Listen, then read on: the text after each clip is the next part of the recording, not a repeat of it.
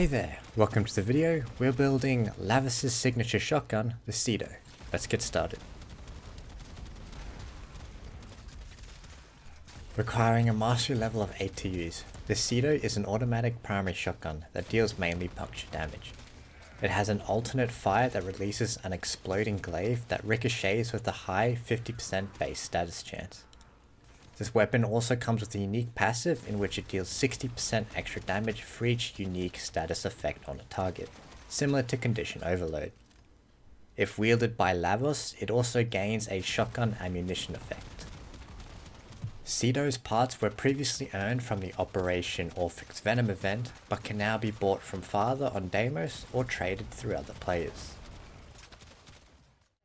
Cedo, in my opinion, is the most fun weapon that I've played with so far in Warframe. It's hilarious what this does to people's computers in multiplayer when coupled with Mirage, multi-shot, and a lot of enemies.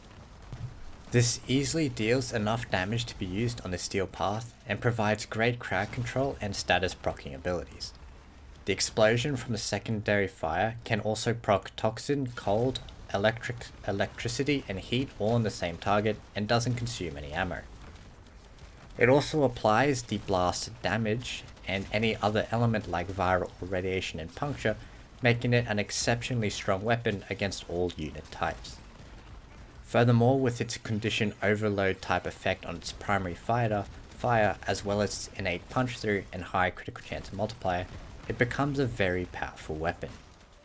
Furthermore, at the moment, Cedo is probably the best supporting meta primary weapon for melee users. Even by itself, it's a very capable weapon, but it truly shines when used in conjunction with melee weapons modded with Condition Overload.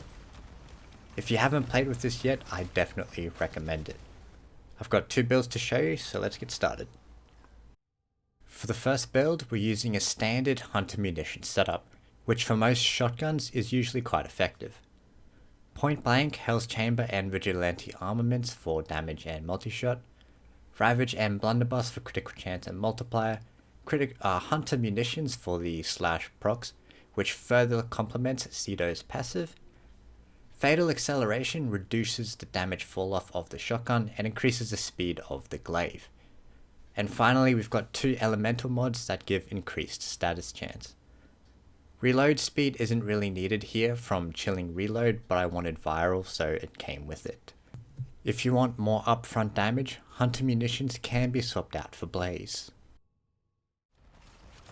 If you weren't currently aware, the general meta at the moment, especially when it comes to steel path enemies, is to use primary or secondary weapons to quickly apply status effects and to then switch to melee weapons to use as damage. And this second build is a status proccing build which does exactly that. Because as I mentioned before, this weapon truly shines when combined with a melee weapon modded with Condition Overload, since it can easily apply up to 6 status effects in a single second when using its alternate fire. Hell's Chamber and Vigilante armaments for that multi-shot. We won't be having any base damage mods for this since it's not really important. Chilling Reload, Toxic Barrage, Shell Shock, and Scattering Inferno in that order for viral and radiation. This gives great crowd control and helps increase damage against most enemies with health as it has viral. Fatal Acceleration to speed up the number of enemies hit by the glaive.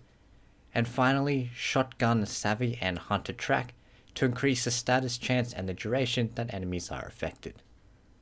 At the end, you'll be left with 185% status chance, which will apply status effects almost 2 times every time. And if you were curious, this is the build that I was using in the last part of the video. So, those are my builds that I use for the Cedo. If you enjoyed this video or if it helped you out in any way, do subscribe and leave a like. It really helps the channel out. Good luck with your farming. Thanks for watching. Bye.